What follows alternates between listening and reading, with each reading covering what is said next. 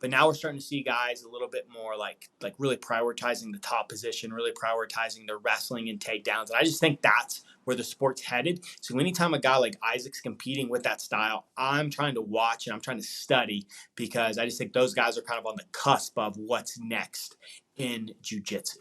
Jiu-Jitsu fans, we are just days away from WNO 18, and I am being joined by 10th Planet Black Belt Matt Scaff, and we're going to go through this card from head to toe. But first, I want to talk about WNO as a whole. They're kind of doing something different, branding themselves as this is how we determine who the best grappler is. They're taking elite grappling competition and putting it in its purest form, because the rule set is a little different. It's 15 minutes, no points, no advantages, no interruptions. There's only two ways to win. You either get the submission or you go to the judges' scorecards. And when the judges look at it, they're grading it on aggression, dangerous submission attacks, and positional control.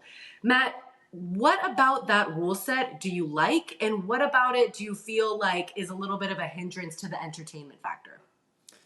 I'm a big fan of WNO's rule set. It's evolved over the years. There was a match between Ethan Krillinson and Cade Rotolo. It was very controversial and used to be kind of more like a fight to win format where it was just all submission based. But Ethan really dominated that match positionally, but Cade had a few submission attempts. Even though none were really that close, he ended up getting the decision that night. And so they decided to put a little bit more emphasis on positional control. And I really like that. It definitely puts an onus on the bottom player to move. If it's just submission attempts, you can try a couple of submissions and then really try and, just kind of stall it out, lock yourself down, and get a win, even though you spent 4 or 5 minutes being mounted. Another thing I really like is that they let the athletes know in the match who's winning. So hey, the judges are favoring Dante Leon, or they're favoring Meregali. And you're going to have, Pedro Marinho is going to have to, he's going to have to kick it up a notch if he wants to get, if it goes all the way, either get the submission if you're really far behind, but if you feel like it's a close match, you might need to just take some chances. And so I really, really like what they do with their rule set. Yeah, that's definitely very neat that it's kind of an open scoring situation that they have. When you think about the broader jiu-jitsu audience as a whole, do you think they prefer this rule set, or do you think there are other rule sets that people find more entertaining? This is a great question, Alex, because Depends what you like, Well, we haven't figured it out as a community of what we like. Do we like ADCC rules? Do we like sub only with EBI overtime? Do we like pure sub only like Gordon likes? Do we like ibjjf style format? And just depending on who you're talking to, I prefer. I really like judges' decisions if we're getting educated judges in there, not like some of the UFC, right? I wish the UFC had an open scoring. I wish after every round, everybody knew, hey, so-and-so judge gave it 10-9 to Cejudo. Oh, well, this so-and-so judge gave it to Sterling. It would just be really nice for the fans and even the fighters to kind of know where they stand instead of at the end of the fight. I think ADCC rules are my favorite, and then I would probably go to WNO and then sub-only EBI. Those are my top three, but I think ADCC, and then I'll go with the judge's decision right after that. Fair enough. Yeah, we definitely have a lot of options on the rule sets and the different formats. Jiu-jitsu as a whole is just growing, but I'm excited that WNO is putting on an event, and they're kind of doing this whole bring the gi back into the spotlight, making it the main event of WNO 18 with Nicholas Meregali and Pedro Marinho.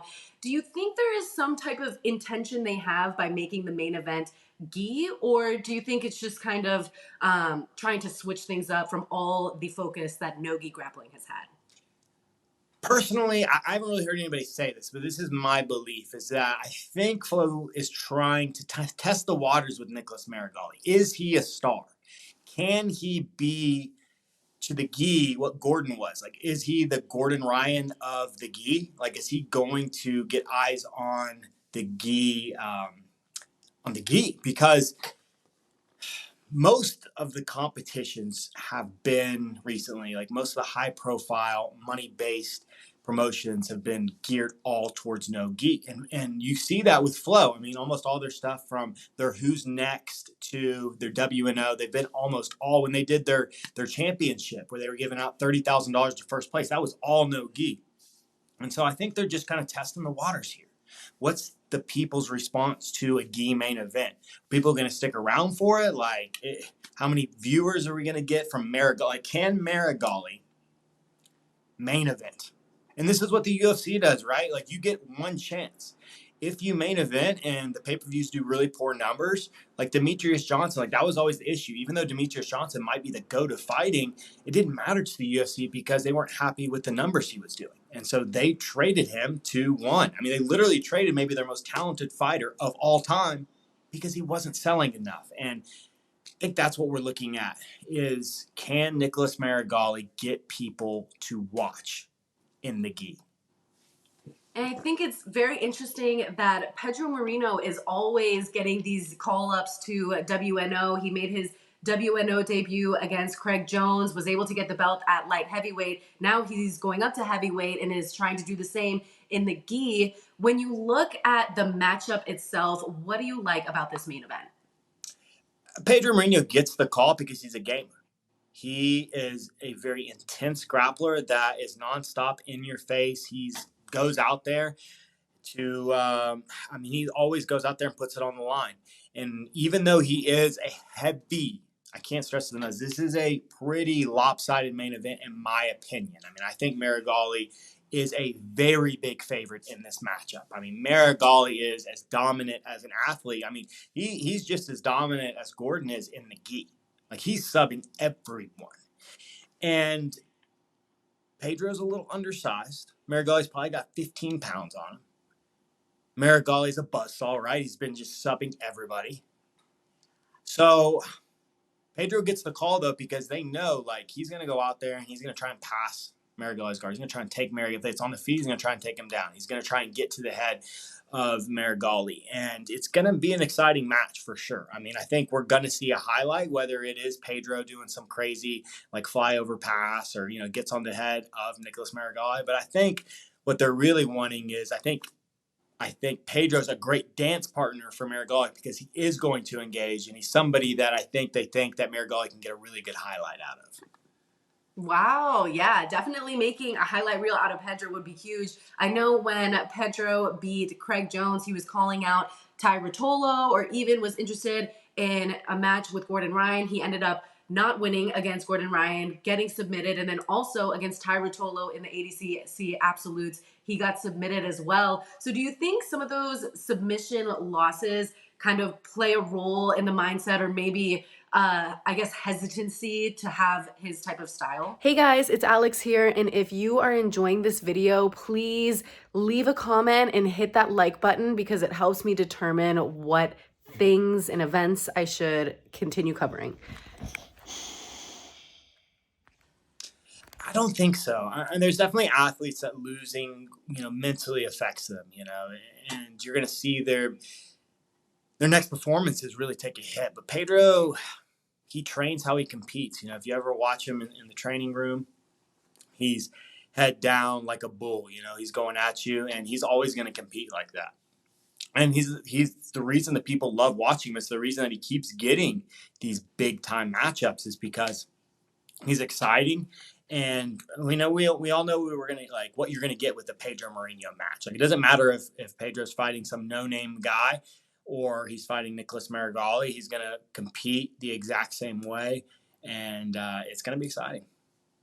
Yeah, definitely up for a lot of action in that main event. When we go into this co-main event now, we have Rafael Lovato Jr., former middleweight Bellator champion, taking on Elder Cruz, who's kind of a rising star in the Jiu Jitsu community. So when you look at this matchup, do you kind of view it as a old guard getting replaced by the new guard, or do you think it's just a really equal matchup and, whoever wins this is just adding another token to their belt?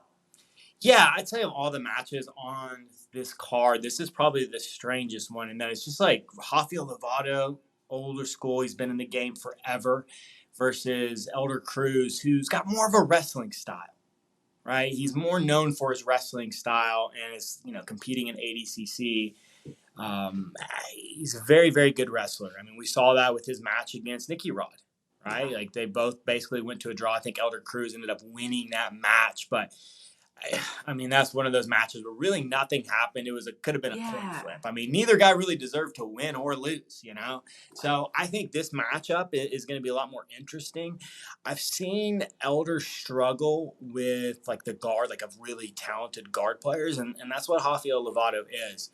And so if this was going to be like a stand-up match, like points, like man, like Elder Cruz is going to give Lovato everything that he wants. But I think if Lovato can get into one of his preferred guards, he's going to really, I think he's going to really surprise some people, even though, again, he might be on the older side of things. And the last time out, I think we saw him against Gilbert Burns.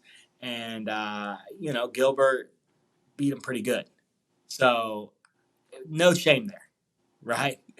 But I think he's going to be looking a lot better. And I think this is a really interesting style matchup between Rafael Lovato and Elder Cruz. I love it. I love it. Yeah. Rafael, he is on a 4-match win streak right now, kind of just keeping the blood flowing. Went to the ibjjf Oklahoma Open.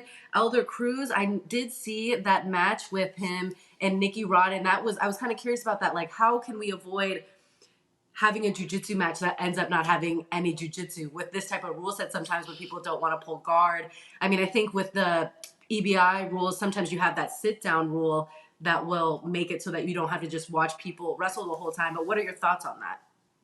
Yeah, I mean, in all honesty, we all lost watching that Elder Cruz Nicky Rod match, right? It just stylistically was a bad matchup for the viewer because both guys want to play on top. Both at the time, I mean, I know Nicky Rod especially now has been working a lot on his guard, but at the time he wasn't comfortable playing guard, especially in a high-level match.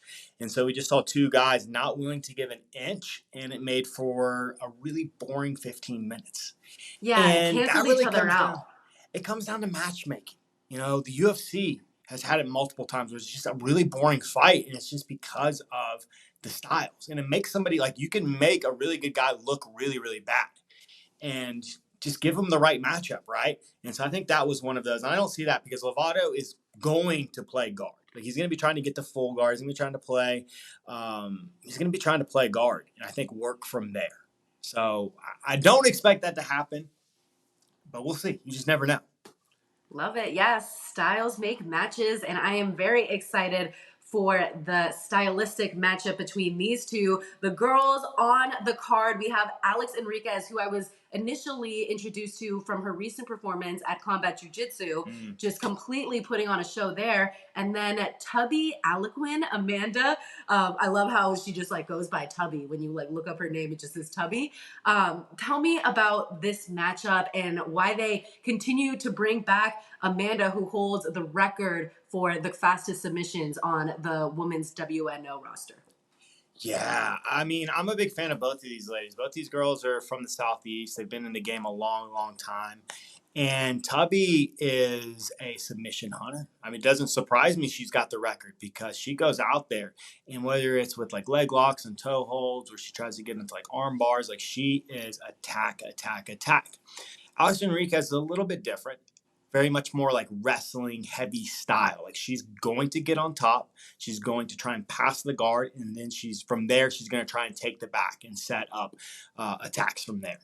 She also has really good like chokes. Alex has very good like guillotines and anacondas and Darce chokes. These two girls, she's I'd very say, long. Yeah, she is very, very long. She competes usually at about 125. So I think she might be a little bit bigger than Tubby. It's kind of funny, Tubby, like you would think like, oh, but no, like Tubby's. I know, but she's ripped. It's amazing. Yeah, she's ripped. She's like, I mean, I think she competed at 115 at that WNO, the 8-woman bracket. So yeah, like Alex is going to be a little bit bigger, maybe a little bit stronger, but I'm really interested because Alex to me has that jiu-jitsu that she just doesn't make a lot of mistakes. Very few. When you watch an Alex Enriquez match, I don't care if you're watching the highest level guys, like Alex competes like at that level. Like she is incredibly talented and she does not make a lot of mistakes.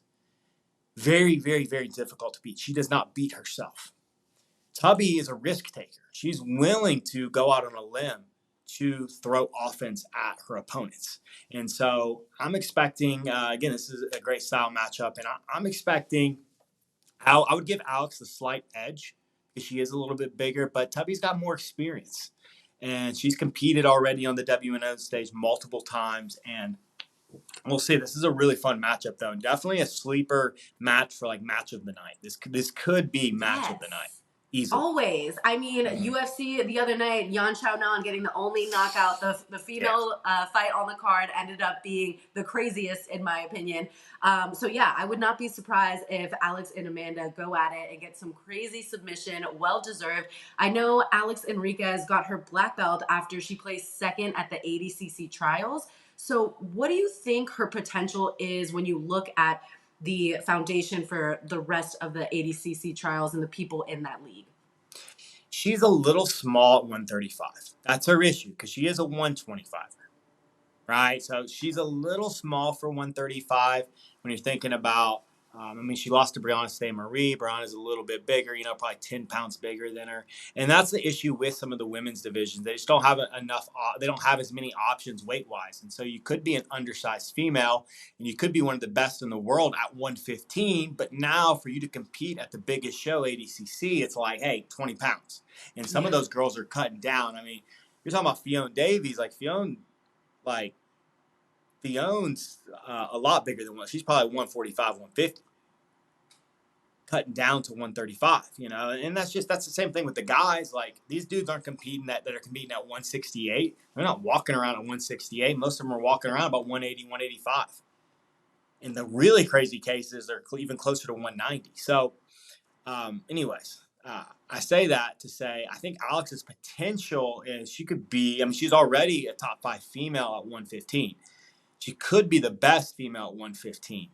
But I think for her to become like a really household name and like really win and this day and age, you've got to win ADCC to really state your claim as the best in your field of competitors.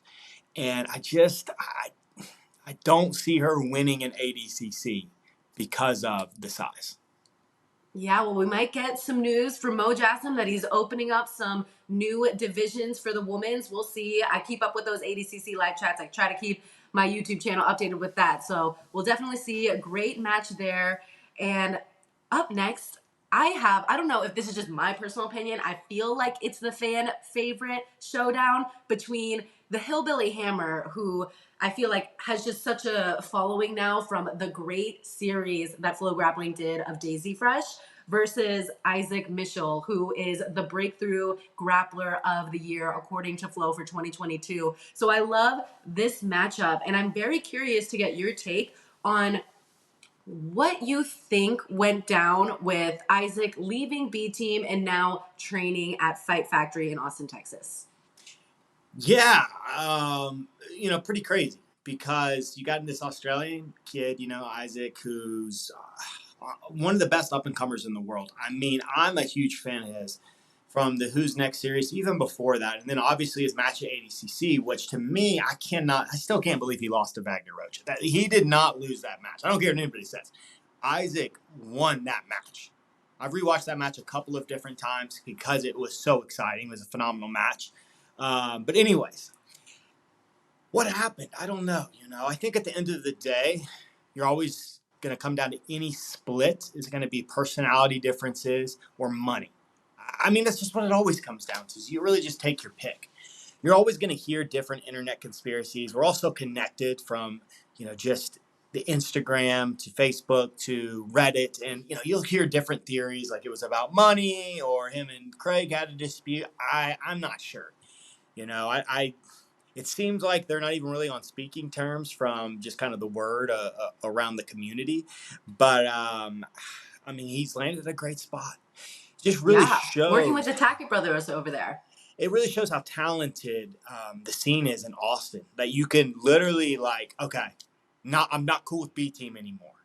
Me and Craig don't mix. Well, I'm not going to go to New Wave because I also don't really like those guys.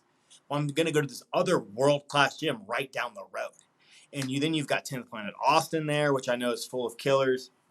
And it's crazy. what's happened in Austin, Texas. So I'm really excited to see Izaak. We haven't seen him compete in a long time, and I think anytime somebody switches camps, it's always really interesting to see what their next performance looks like. And what happened, like if Hillbilly goes out there and like submits Izaak, everyone's gonna be going, oh no, like he made a mistake, he should have never left B team. But if he goes out there and beats the Hillbilly Hammer, then everyone's going to be like, oh my gosh, like this move's going to be great for him. He's training with the Tackett Bros and Cody Steele, and he's on his way to becoming an ADCC champion. And that's just public perception.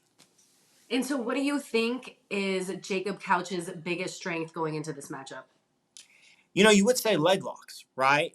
Except Izaak, I mean, his sensei for a long time was Craig Jones, right? His professor, the guy that he was learning from was Craig Jones. He did a lot of training with Lachlan Giles, literally the two best leg lockers in the world. So I have a really hard time thinking that the Hillbilly Hammer is going to be able to heel hook Izaak.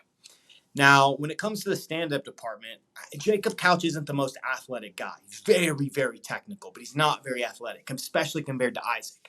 I mean, Izaak is very athletic. His wrestling has improved. I mean, he's one of probably the best wrestlers in Jiu Jitsu. Not best wrestlers in the world. Don't hear what I said and go, I'm thinking he can compete for the Olympics or anything. Not nothing like that. But just, hey, submission grappling, wrestling, like he is very, very, very good. So I see Izaak having a big advantage there, and he has shown that he has an incredible gas tank. I mean, my man did a 2-hour match with Kyle Chambers and like did not break up here. You know how many people that would have broke up here? He moved the entire time. He was attacking the entire time. I mean, I would love to go back, or not me, myself, because I never want to see that match again. But somebody else go back and count how many submission attempts that he threw during that 2-hour match, because it was just incredible the pace that he put on. So I think that's going to be a little too big. Like the Hillbilly Hammer's big advantage is this closed guard. His closed guard is elite. It is very, very good. He's got very good arm locks and triangles. So I think we're going to see him try to jump to close guard and start the match off from there, because the last thing he wants is to get taken down and have to deal with the pace and pressure of Izaak. Very interesting. And when you think back to when Jacob Couch faced Gordon Ryan and he ended up tapping to the pressure of Gordon Ryan, what were some of the biggest holes in his game then, and how much do you think he has improved them? You know, it's really tough whenever you talk about Gordon Ryan, because Gordon's so much better than most of the guys he's competing against, and especially with that Jacob Couch. Like Jacob Couch stepped in, he gave the people what they wanted. Like people wanted to watch Gordon compete, so he stepped up. But he was really outmatched in that match, and Gordon just passed him. And so I wouldn't really, for me, I don't really look when a guy's like that, like there's that big of a disparity in skill. Like I don't really look at that match. I would look more at some of Jacob Couch's like other matches. Like I just recently was studying like the ADCC trial matches, and I watched Jacob Couch go against Giancarlo Bodani, and it just seems like once he starts getting his guard passed, and once he starts, like guys start going side to side and they start coming up the middle, it seems like he has a really difficult time kind of getting his guard back. And he gets tired, especially. But that's all of us, you know. When you're getting your guard passed, and especially after it's happened, 2 or 3 times, I mean, good luck. I mean, that takes somebody that's in very well conditioned. And obviously, he's training at Pedigo, which has some of the most well-conditioned athletes in the game, but some of us just have natural abilities to be in better shape and just have better lung capacity and all of that. And I just think he's a guy that doesn't have the best gas tank. Interesting. I know that he is from Kentucky. That's where you're originally from, right? Mm-hmm. He's from the Bluegrass State, I believe. Is he also your fan favorite? Are you picking him to win? I'm a big Izaak fan. I really just like Izaak's style. I'm not the biggest you just like the accent. Well, I think we all do, right? Yes. But I'm not the biggest leg locker. So somebody that like is gonna pull and like sit and play legs a lot, I prefer the more modern style that we're starting to see now. It's like funny, like I say modern style because leg locks were the thing, right? But now we're starting to see guys a little bit more like really prioritizing the top position, really prioritizing their wrestling and takedowns. And I just think that's where the sport's headed. So anytime a guy like Isaac's competing with that style, I'm trying to watch and I'm trying to study because I just think those guys are kind of on the cusp of what's next in jiu-jitsu. I love it. Yeah, being on the Who's Next show, you have to have some pretty elevated stuff in your game. Now we look at Dante Leon versus Ruan, that's supposed to say, Alvarenga. Tell me about that matchup and what your thoughts are going into it. I mean, Dante Leon's a beast. He's probably pound for pound one of the strongest guys in jiu-jitsu. He is a tank going against Ruan.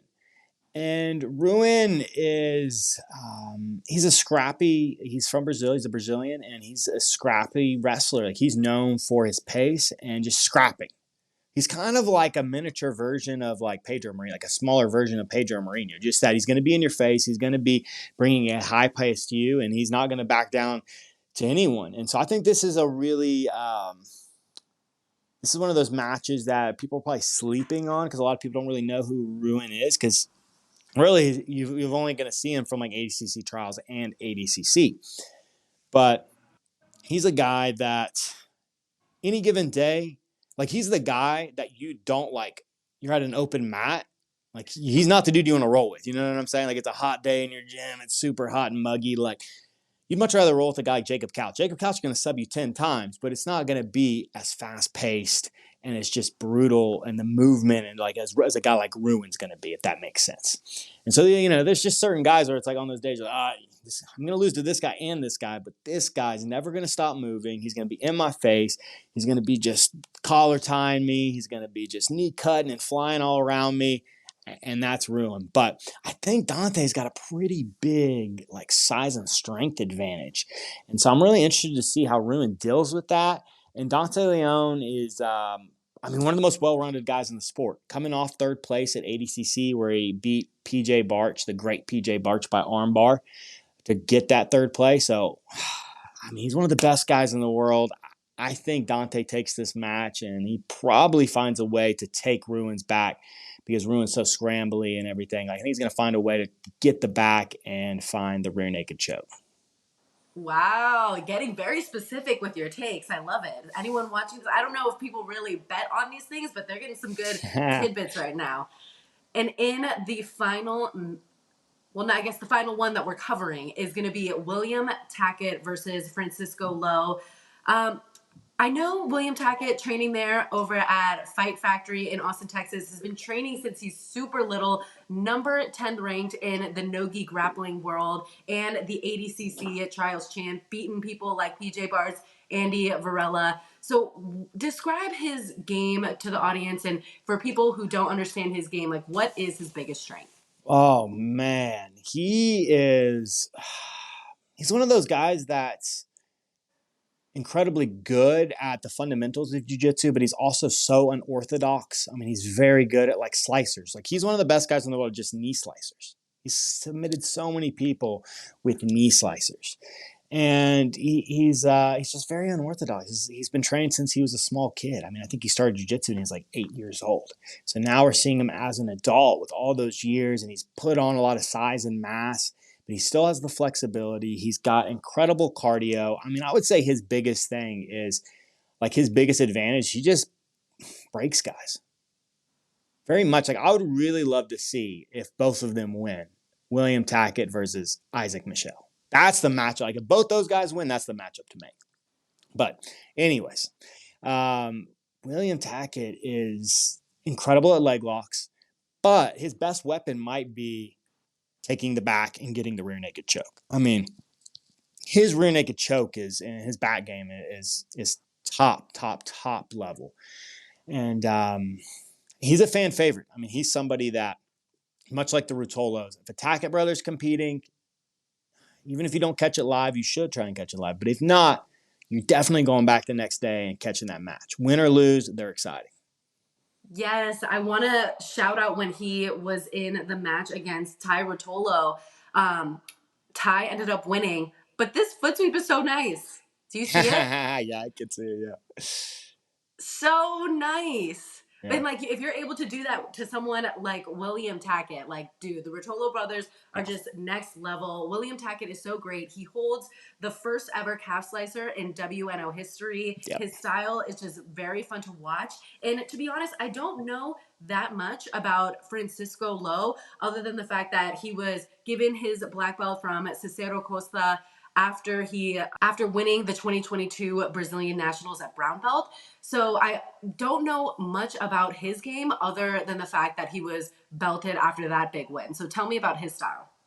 Yeah, this is actually like of all the guys that's been on WNO, I'd say Francisco's the guy I know the least about. I know he is an up and coming guy. Anytime somebody's meddling a bunch in the lower belts, like you don't know if they're going to be the next black belt superstar. And this is a matchup for Francisco. Like he's being introduced to the jiu-jitsu community with this match. William Tackett, a very seasoned competitor. He's a guy that people know like how good he is. He's a top 10 guy in the world. And Francisco has a chance to make a name for himself because he goes out there and he submits William Tackett. I mean, everybody's going to be talking about this kid. Like, what's next for him? So we'll see. I'll be interested to see how he deals with the leg locks because William Tackett is a very, very, very good leg locker. Not just the calf slicers. He's very good at heel hooks and, just the whole shebang. And Francisco, I know he's mostly been an ibjjf competitor, which, this isn't ibjjf. This is WNO rule set. So I'll be interested to see, what he looks like because it's always exciting. You see a new guy, Francisco Lowe, like the possibilities. Like again, is he going to be the next? Is he going to be the next guy? I remember when Nicholas Meregali was a brown belt and he transitioned to black, and first year he wins black belt worlds. Just an amazing accomplishment. Same thing with like Tyne and Dolfer, like those guys that killing it on the brown belt scene, get their black belt and they become superstars. Other guys, brown belt superstars, and then they never really win anything big. And so we'll see. Yeah, I definitely like your future forward-looking self when you say William Tackett versus Izaak Michell would be the match to make if both of them win. I'm excited to see where this card goes because we had a little bit of a dead season in the jiu-jitsu world. Things got a little quiet. Even the drama between like B Team and New Wave, that all kind of like calmed down a little bit. So it's nice to see that we're just going to get some classic jiu-jitsu coming on.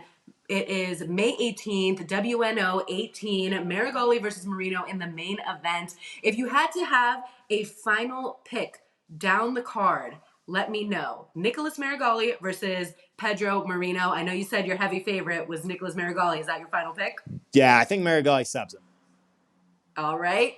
Rafael Lovato versus Elder Cruz.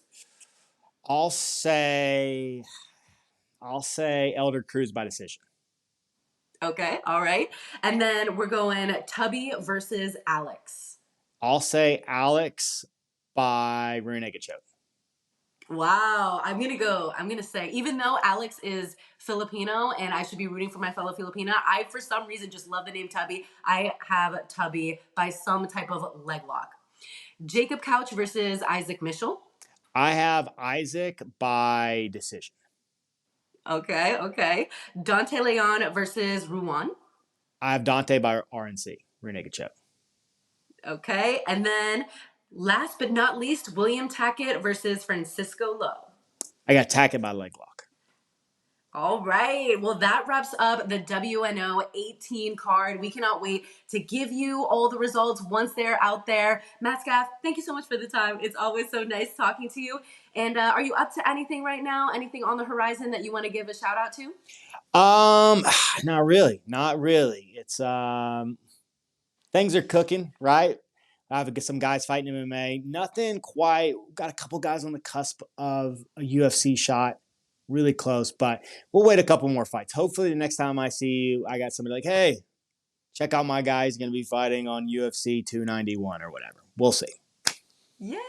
I love that. Well, thank you so much, Matt. We'll catch you guys next time. We hope you enjoyed this pre-show. And don't forget that you can catch WNO 18 May 18th. We'll see you next time.